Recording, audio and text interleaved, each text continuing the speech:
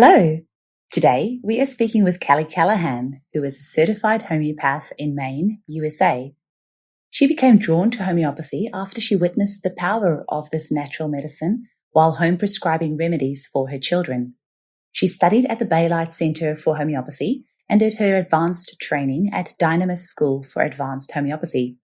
She is the host of the podcast 1M, a homeopath's podcast, and she is on the faculty of the Academy of Homeopathy Education. We hope you enjoy this podcast. Hello, everyone, and welcome to Homeopathy Hangouts. Today, we are hanging out with board-certified homeopath Kelly Callahan, who also has the most fun name to say ever. Welcome, Kelly. Hello, thank you. Good to be here.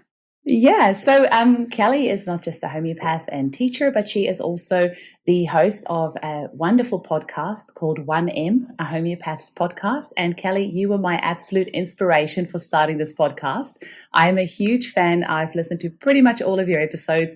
And in fact, I was listening to your interview with Al and Denise this morning in the car on the way to work. I'm interviewing them tomorrow. And not just have you like completely inspired me for the day, but I now have your jingles stuck in my head. It's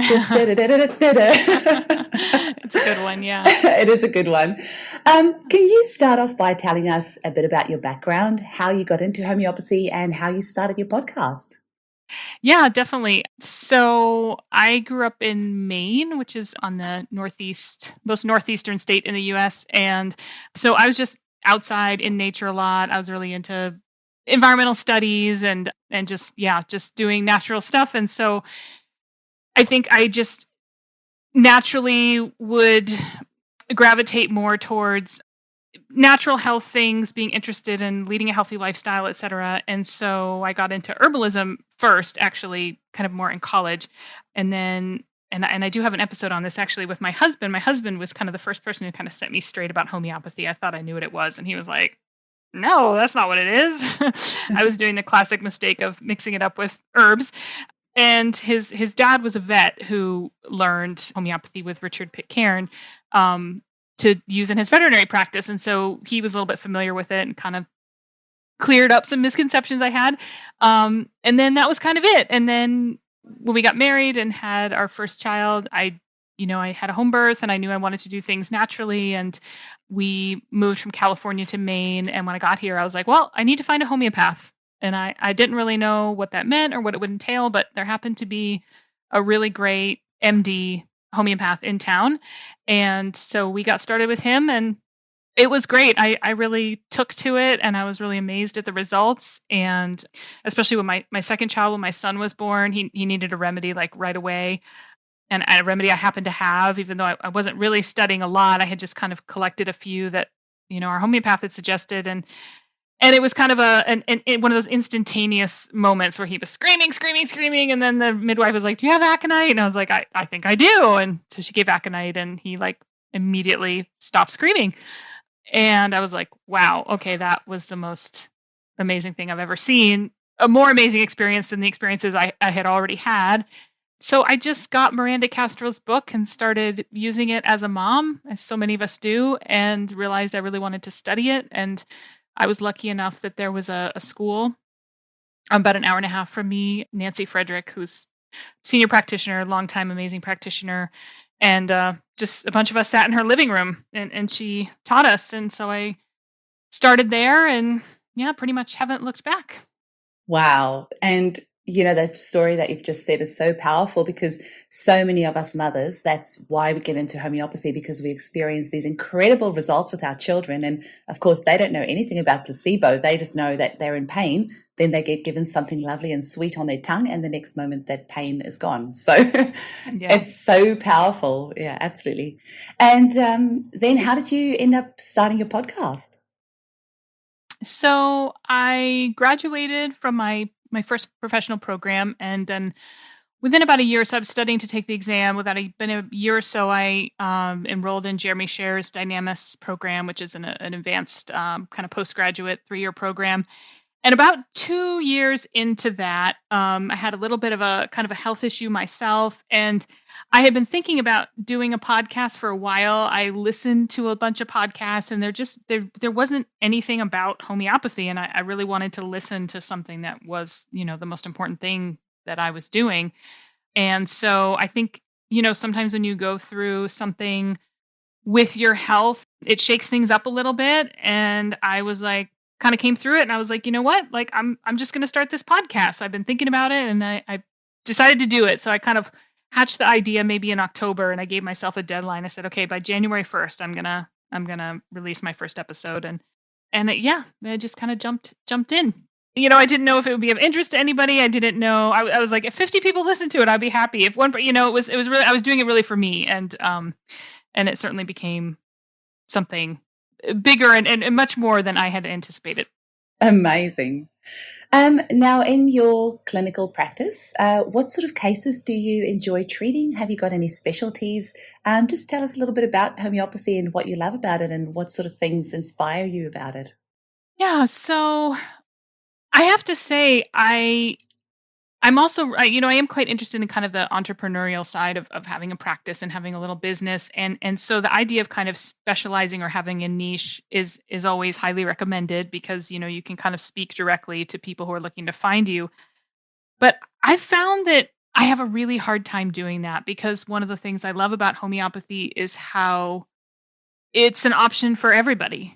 And I'm somebody who really likes diversity. I like not always knowing what I'm going to get when I am sitting down with somebody for a consult. I like variety. And so it's Mhm. really hard for me to say, well, I only want to work with kids, or I'm just going to work with women, or et cetera. And I certainly understand why people do that, because sometimes we do get really pulled in, and maybe have our own personal preferences, so we want to work with a particular set of circumstances or symptoms with people. But for me, I'll see anybody. And that's what I Mhm. love about it. And that being said, I do have a lot of families in my practice, a lot of kids. I mean, Mhm. it's just such an easy way for people to step into homeopathy. And I love that, because I really enjoy working with kids. I homeschooled my own kids, and I was a teacher, so working with families is really comfortable for me.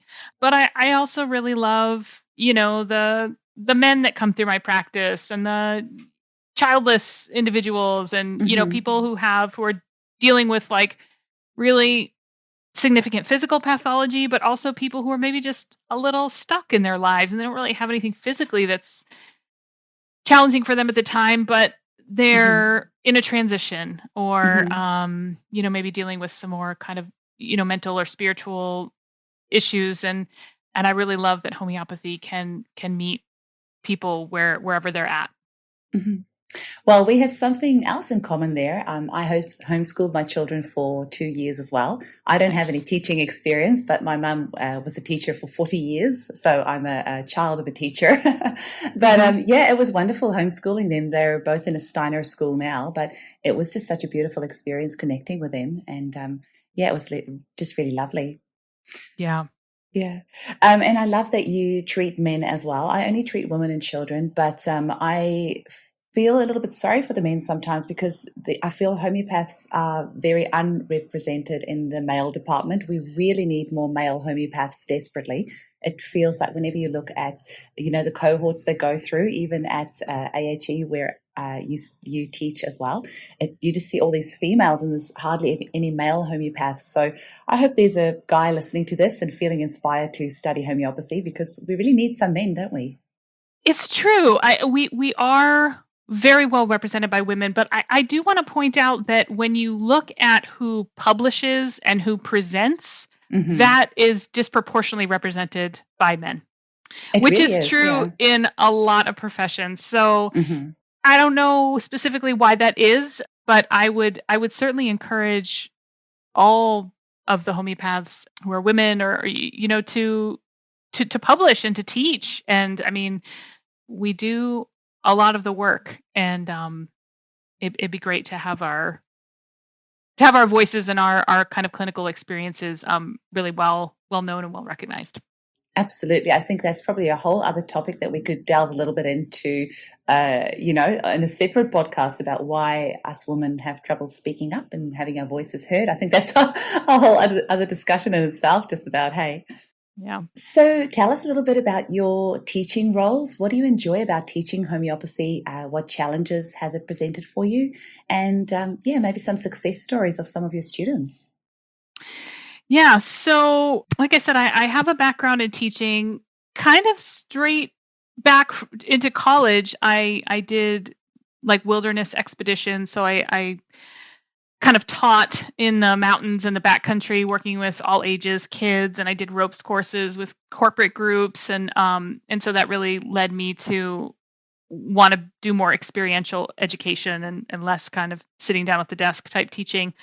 But I did get my teaching credential, and I worked with middle school, which I love. I know it can be a challenging age for a lot of people, but I really loved it.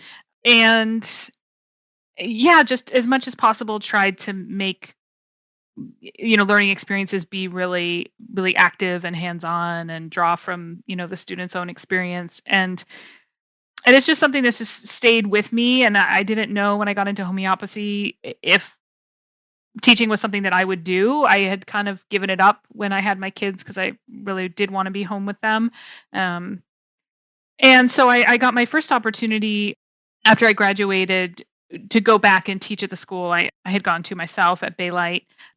First just doing a weekend seminar, and then coming in and helping out on some clinics.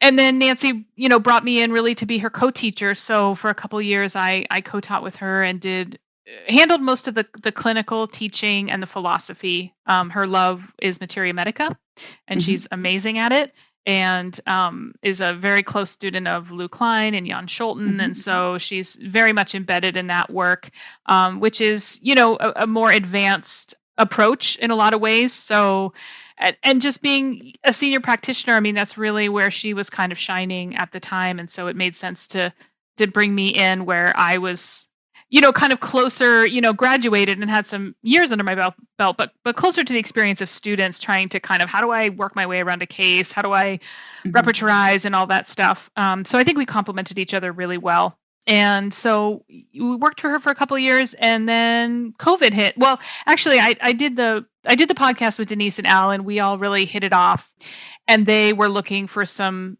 adjunct faculty. And so I started doing some classes with them simultaneously while I was also teaching at Baylight. Baylight was in person on the weekends, one weekend a month. And then I would do some online classes with AHE a couple times a month.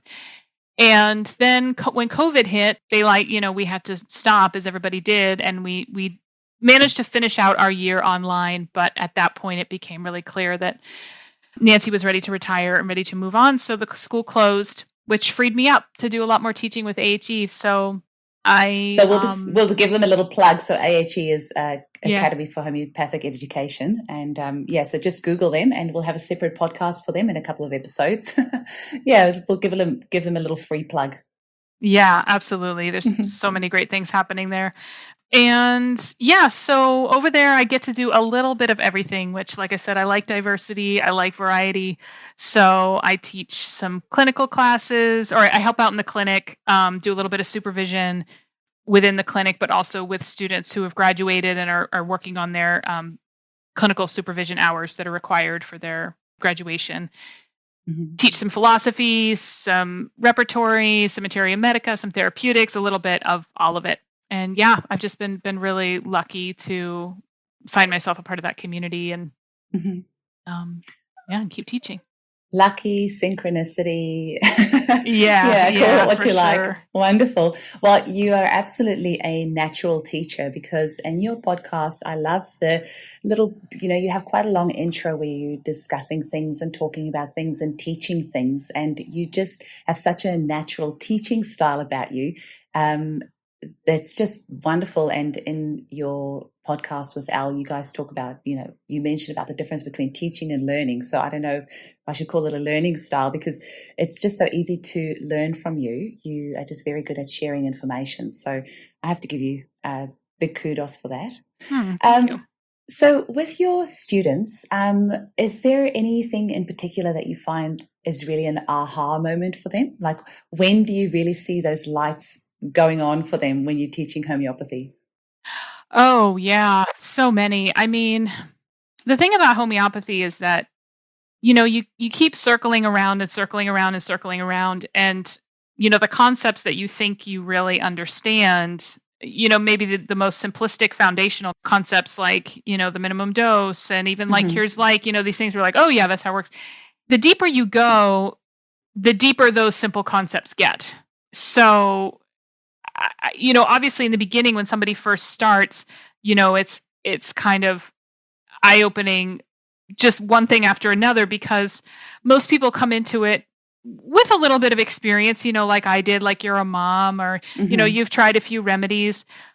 And but when you kind of get dropped in the deep end of the pool and you start learning the philosophy and you start seeing the remedies in their bigger sphere of action than maybe just how you've used them at home for first aid and whatnot, it's just this incredible expansion that happens, Hmm. and it keeps happening because you can Hmm. go as deep as you want with this stuff, really. You could learn the same remedy with 6 different teachers and learn something new about it each time. And Absolutely. so I think one of the things that happens is I see students being engaged with something that they thought that they knew, and then hearing it in a new way or having a new layer unpeeled, and that's when they're like, "Oh, whoa, I Hmm. thought I knew that, and I didn't, or I thought I knew, I thought I understood the depth of it, and there's more, even more." And Hmm.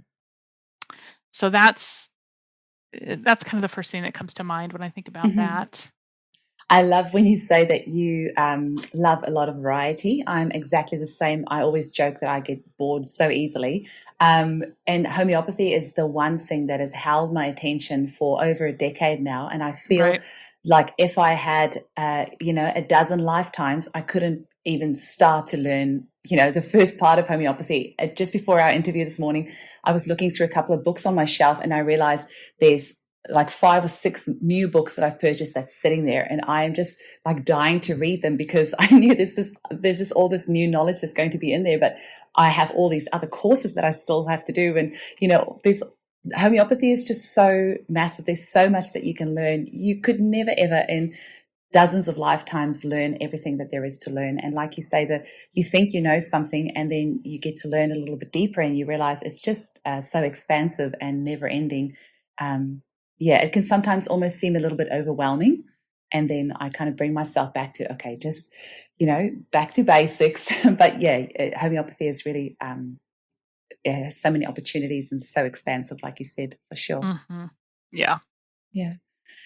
Um, Maybe you can tell us a little bit about, the types of students that you have there. What would you say to somebody who is thinking about studying homeopathy? So, one of my main reasons for starting this podcast is I have a group of over 700 mums who have all completed my Introduction to Homeopathy course. It's only an Hmm. hour and 40 minutes, but several of them have now gone on to study homeopathy. They're kind of just, doing little introductory courses here and there and, kind of dabbling with it. So, what would you say to somebody who is considering studying homeopathy? They might have had some good results with, a few first aid type remedies at home, and they are considering taking it further. Have you got any messages for them or any words of encouragement? Yeah. I mean, I think it's great to keep learning, keep going in as far as you feel called to do. I mean, just studying homeopathy, it's more than just the content. Like one of the things I think about students who start like a 4-year program is you're kind of, the education itself is like a remedy, right? It's like Hmm. you are going to be transformed in the process of learning this as a discipline, as a profession. And I guess, that's, I think, a distinction that is important to make is that the practice of homeopathy as a profession really is, it's a medical science, and it's quite different than treating, first aid and acute things at home. And you can go really far with that. I mean, I don't think you could. I mean, I think Alistair said that when they did a first aid and acute care course in New Zealand, it was something like, gosh, I don't want to butcher, but something like 1,500 hours or It something. I is, mean, yeah. it's really significant. So, I think you can know that, like, what I really want to do is just be able to treat things for my family and friends. And like I said, it's like you can just become a amazing first aid and acute prescriber, and Hmm. know a lot, and stay within that scope, and just know that if you look at professional programs, that really what you're doing is you're choosing a career. Yeah. You're choosing a practice, a profession. Now, that isn't to say that there are certainly people who choose to dedicate 4 years or 3 years or however they do it, and don't practice. They just want that intensity and that level. I went to Hmm. school with several people who didn't actually end up practicing. They were in it for the Hmm. philosophy, and they were in it for that transformation that happens when you just learn it. But I do think there's a moment when a lot of people who have done, kind of stuff at home, make the leap into professional program, and it's like, whoa, I didn't know it was this much, that it Hmm. was this deep. And so it's just something to think about. What do you want to do with it? And Hmm. and really sit with that, because you can stay in the world of homeopathy and study and go deep, Hmm. and be, like I said, an amazing first aid and acute prescriber. You don't always have to go into the professional route. It is a different beast. It is. Yeah. And I think if you do end up going that professional route, one of the most unexpected benefits I have received from being a homeopath is that my patients are actually my biggest teachers. And Hmm. it's amazing how much we learn from our patients or clients, or however you refer to them. And the healing that happens, like sometimes I feel like I'm actually healing through my clients, and they come in and they share their stories, and you can identify with so much of that and heal in the process yourself. Yeah, it's such a transformative process, I feel. Sure. Yeah, Yeah. absolutely. I had a conversation with one of my students recently who's, graduated, and she's just, getting started, and she's like, "Oh my God, I saw 3 clients today and I'm just wasted." Yeah. And it's just, you're definitely, like, yes, absolutely. I mean, I can't say enough about what I feel like I benefit from engaging with clients. And it's Hmm. also, you're holding a lot of space, and so there's Hmm. a whole side of kind of, self-care, and Hmm. and just being aware of how it impacts you to, to hold that healing for people. Hmm. I actually have a lot of my clients psychic or very sensitive or are healers themselves, and Mhm. also fellow homeopaths. Mhm. And have you ever heard of the remedy Vernix? Yep. Yeah, it's such a great one. I've actually found that remedy really helpful for people who do a lot of healing work themselves, and then taking this remedy to help protect their own energetic field. Mhm. So yeah, it's been such a good remedy. Just off the bat, you just made me think of that when you said about caring for ourselves, and that's something else that I'm very passionate about. Is that um, when this is a little bit offbeat, but when it comes to the medical profession, you have a 5 or 10 minute appointment with your doctor, you're in and out, and they see dozens of people every single day, back to back. And that's where homeopathy is the complete opposite. We're sitting there with our client for an hour and a half, sometimes even 2 hours, really getting into the nitty gritty of it to really be able to help them. And like you say, sometimes it can really take a lot out of you. And I feel if the medical profession can learn a little bit from us, spend a bit more time with the clients and really get to know them and, get to help them on a deeper level, I just think our whole medical system would be so much uh, more helpful as well, instead of just in and out like a sausage factory. But Mhm. that's also a topic for another day, I guess. Mhm. But homeopathy really has a lot of its strength comes in the fact that we are spending so much time with our clients and really getting to know them. Yeah. Yeah. With your practice at home, is there, have you got any stories that you'd like to share? Any wins? Anything else that you really enjoy about practicing? Oh gosh. So many things. So many. Um, yeah, I mean, it's always hard for me when I kind of, like, in the moment, to come up with specific examples. It's easier for me to talk Yes. about, maybe not specific cases, but just kind of the moments that come up that I really like when, and this is something that, happens frequently. You to learn to take really good notes. Yes. And I always say, like, our job depends on the quality and the consistency of our notes, because people do not remember what they told you, and as they're healing, they don't remember what was wrong with them. Jeremy Sher has a great quote. He says, "Healing is forgetting." And so when somebody comes to you a month later after they've been on a remedy, how are things? They're great. They're fine. Okay. Yeah. Well, what's going on? I mean, I don't know. Maybe you could tell me. I don't remember. I mean, those are the best ones, but I'll kind of go through my list. How's this? Oh, that's fine. Oh, really? Did I mention that? Oh, yeah, that hasn't happened in a while. Oh, yeah, no, that's only happened like once. I mean, it's just kind of thing after thing, and people really don't remember. I love that. And if I had $1 for every time somebody said, "You take really good notes," I would remember all that. I was like, yeah, my fees would probably double. So I really love that. I really love, we often ask about, like, people's dreams. That's something that we do. And sometimes it's relevant and sometimes it's not. And I have to say, one of my favorite things is in a case where somebody has a dream that's really indicative of their state or their situation that's going on. And then when it shifts after they had a good remedy. I'm just thinking of somebody I had recently who, dealt with some challenging issues in their childhood and had a lot of really scary and just disempowering dreams about one of their parents. And after being on a remedy for a while, started talking about dreams that had a completely different flavor. Like, I was standing up for myself in the dream. I was, usually I would run away in the dream, but instead I was doing something totally different. And I really love those moments. They just feel like these little hidden gems. And I love that we value that. I value when somebody's skin stops itching and when their headaches are less intense and less frequent and, all of those things. And when I can get a glimpse into that deeper state that's shifted, I just think, like, oh, yes, good. It just helps me feel like we're really helping the homeopathy reach them at the deepest level. Yeah. It's funny because you can speak with homeopaths all over the world and they will all echo what you have just said. Oh, really? And I luckily, I always joke and say the two things I learned from school was touch typing, and we still had typewriters in my day. So I can touch type. And the other thing is learning how to make a white sauce.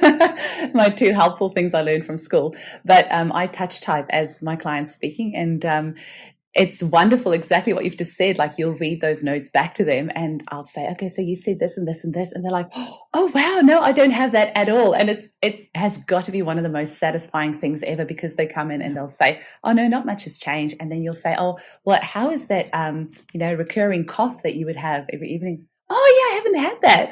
It's just so funny. Once again, if I had $1 every time somebody said that, I'd be a millionaire by now. But it is very funny. Yeah. So something else that I was actually going to say is that what you said about the dreams, I have exactly the same story of a client of mine who was having recurring dreams about her mother yelling at her in her dreams. The mother had already passed away, but, she had kept on having these dreams. She's in her 60s, still having dreams most night about her mum telling her off. And then after her remedy, she came back and I said, how's your dreams going these days? And she said, actually, I had this dream and it was with my mum and she went to tell me off and I was able to stand up for myself in this dream. And it was just so magical. Like, I don't know what other therapy in the world can help you with something like this. It's healing on such a deep level. And we obviously have lots of books in homeopathy about dreams and symbolisms. And I'm trying to think of the author now. I have the book. It'll be here somewhere about dreams and symbolism and homeopathy. Yeah. It's actually very interesting. Yeah. Can we talk a little bit about your podcast and what you've enjoyed about it, and if there's any particular interviews that stand out for you, and just some of the things that you've really enjoyed about it? Yeah. So the podcast is a little bit like me. It can be a little bit scattered and I can kind of like get an idea and be like, okay, this is what I'm going to do for a while. And then I'll be like, oh, well, actually now I want to focus on this. But in the beginning, I was really inspired by this podcast I've listened to for a long time called This American Life, which is kind of like a little bit of a variety show. Like they'll pick a theme and then they'll have a series of short vignettes within the hour that explore that theme, and sometimes from a really kind of, sideways point of view. And so for the first year, that's what I did, was I picked a theme and I explored that theme through an interview with somebody, some materia medica, and some kind of philosophy. Mm-hmm. And one of my favorites still is the first one I did on dying. And I interviewed a local homeopath here in Maine who works with people in hospice to provide homeopathy in their death. And she started this nonprofit called It's My Death. And Val's just an amazing human. And I just loved what she was doing. And then I read this piece that Greg Bedane had written in one of the naturopathic journals about going to visit Kent's grave. Mm-hmm. And then I can't remember what the remedies were, but there was something about that episode that really kind of pulled together for me exactly what I was trying to do, because for me, homeopathy, it touches so many different things that I really wanted that richness of how it reaches into all these different corners. So I really loved doing that first chunk where I did that. And then, I got busy because I started this when I was, I'd only really been in practice for a couple of years. And because my kids were homeschooling, I kept my practice small and I had more time then. And so as I got busier, I had less time to pull together an episode like that. So I shifted into just doing an interview based. And then every once in a while, I would do a full episode on some piece of philosophy or materia medica or something that was kind of coming up for me in my practice. And one of the things that was really important to me was, being a teacher, was I wanted my learning to be visible. Like I wanted to dispel the idea that we kind of graduate and know it all and that we don't struggle, or what does it look like to keep going deeper and to learn more. And I wanted to reveal that. I was never trying to put myself out there as like, hey, I'm talking to you because I've got it all figured out, And so, one year I did the kind of background theme was on failure, because I actually think we learn the most from our cases that don't go well. When people do come back and they say, yeah, you know what, nothing's changed, or I had a terrible aggravation and now, not only is it worse, but I've got this, this bag full of other symptoms. Like, we all have those cases. It's the old kind of 20-80 rule, like 20% of your cases will take up 80% of your time. I have my 20% of cases and I'm constantly, trying to figure out what is going on.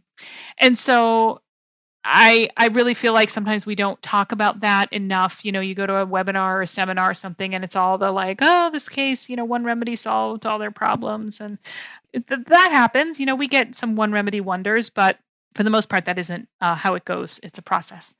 So, I wanted to explore that issue. I did a series where I met with Roger Van Zandvoort from Complete Dynamics in Thailand. He was so sweet to meet with me regularly. And I was really, I didn't learn a lot of repertorization very well when I was in school.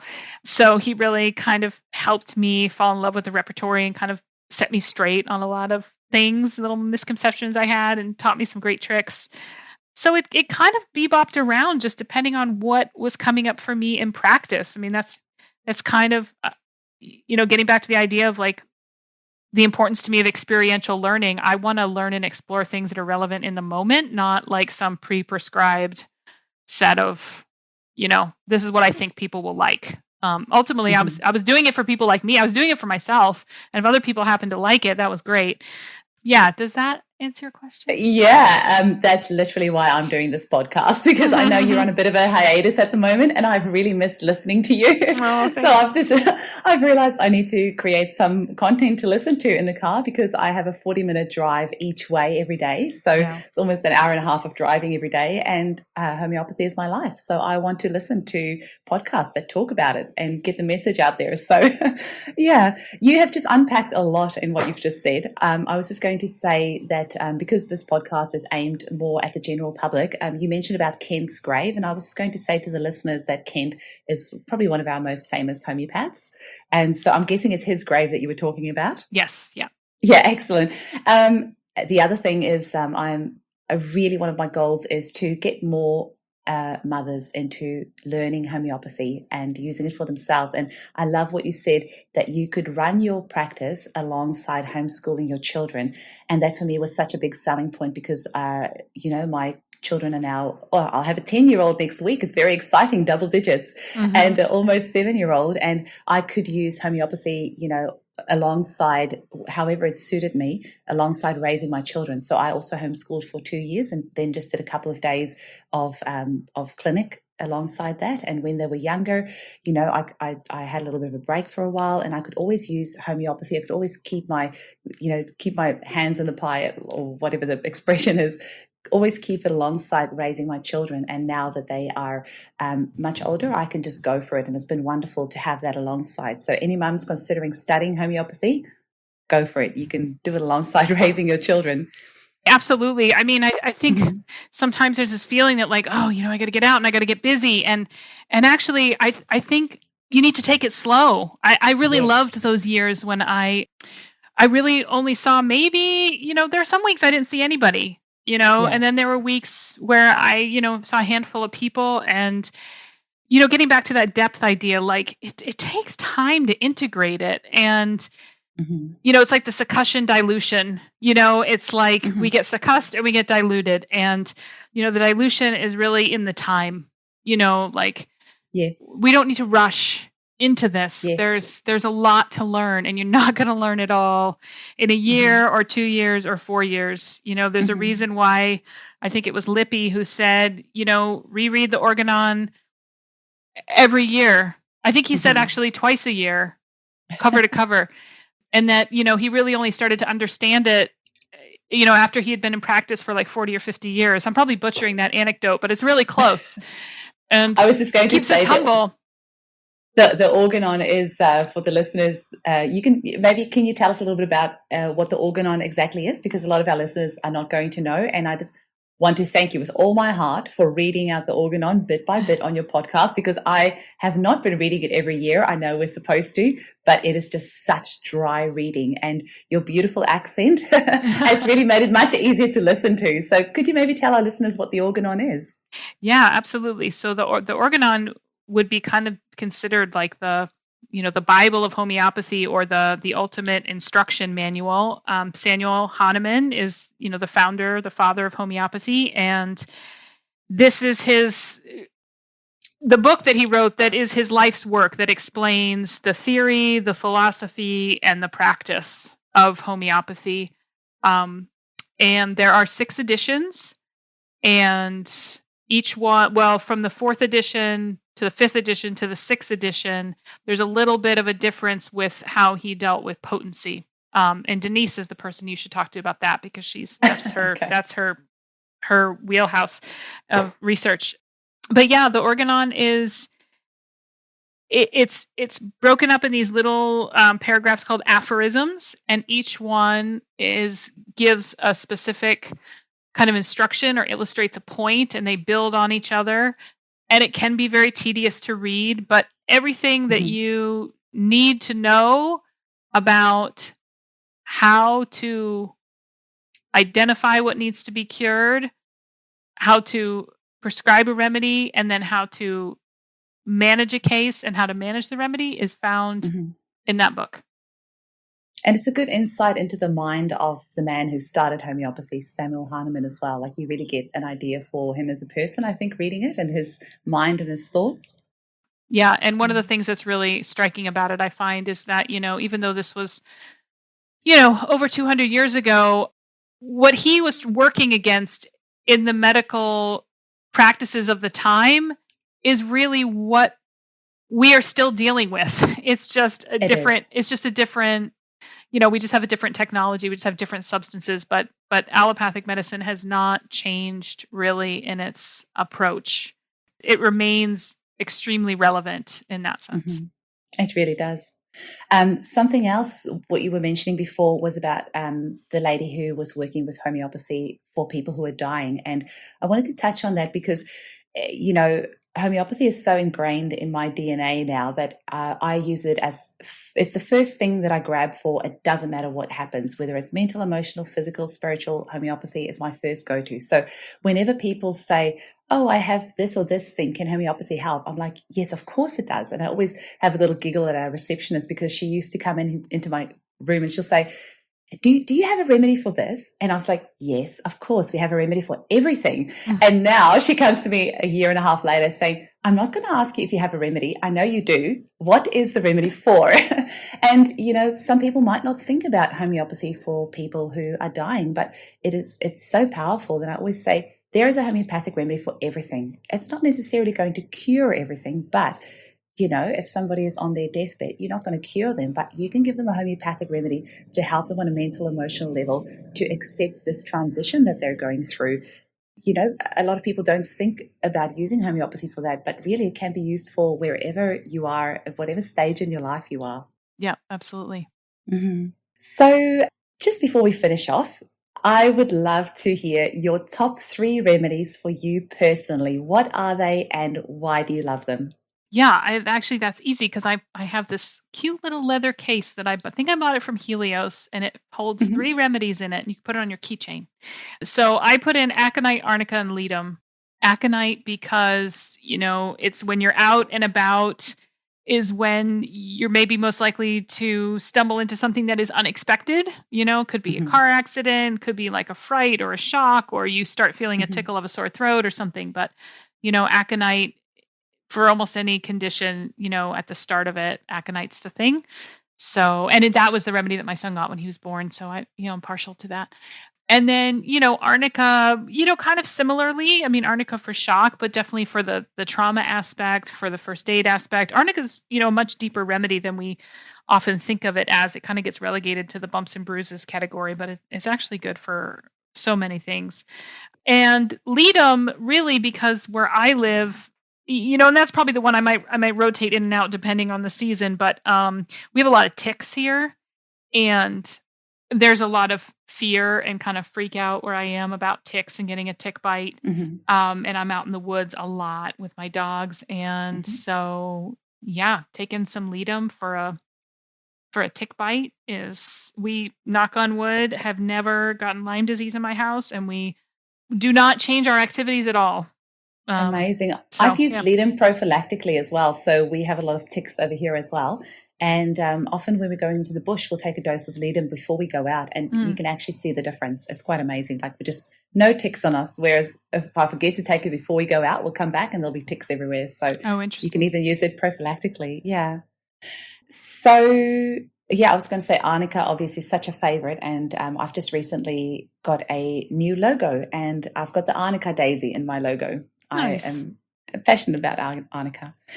They say that God created arnica so that even the skeptics can believe in homeopathy. It's just like, I don't know if you had this, I think it was in the 90s, there was this whole commercial campaign talking about how marijuana was the gateway drug, to kids. And so I think, for us, arnica is kind of the gateway remedy. It's like you start with arnica, and it's the thing that kind of like, oh, wait, what else?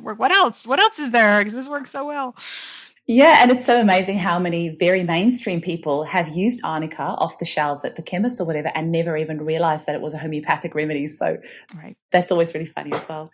So, Kelly, if people want to get hold of you and find out more about what you do, can you please do a little plug for yourself here at the end and let us know how we can get in touch with you to find out more about what you do? Yeah, sure. Absolutely. So my website is www.concentrichealing.com. And that's really where you'll find out most things about me. There's a way to send me a message on there. And then the podcast is 1M, a homeopath's podcast, and it is available on iTunes and Stitcher, and I think most platforms. There's 5 years worth of episodes on there, and they're coming from the perspective of a homeopath. I know lots of people listen, and has attracted not a few students. So regardless, I think, of where you're at in your interest in homeopathy, there might be something in there of interest. Wonderful. Thank you so much for your time today. Was there any last little messages or things that you wanted to mention? I am so excited you're doing this. It makes me so happy that, the podcast inspired you to start your own.